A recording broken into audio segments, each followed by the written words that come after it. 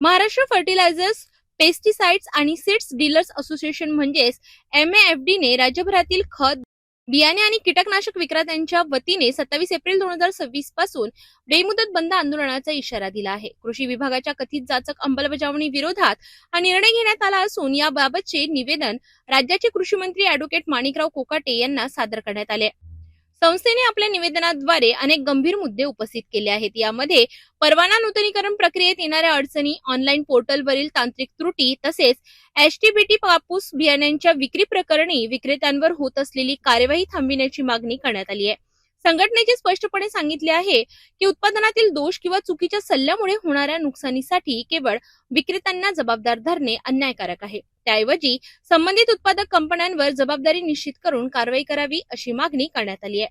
संघटनेने नमुन्यांच्या तपासणी प्रक्रियेत पारदर्शकता आणण्याचीही मागणी केली आहे. दोषी आढळल्यास प्रथम कंपनीवर कारवाई व्हावी असेही त्यांनी स्पष्ट केले आहे. दरम्यान या मागण्यांवर तातडीने सकारात्मक निर्णय न झाल्यास राज्यातील सर्व जिल्ह्यांमध्ये खत, बियाणे आणि कीटकनाशकांची विक्री पूर्णपणे बंद ठेवली जाईल असा इशारा देण्यात आलाय.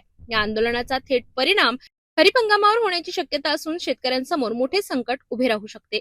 ये पूरे शासन के खिलाफ है। हमारा लड़ाई सिर्फ शासन से है, क्योंकि शासन ने जो नियम ला दिया वो सिर्फ शासन ने ला दिया।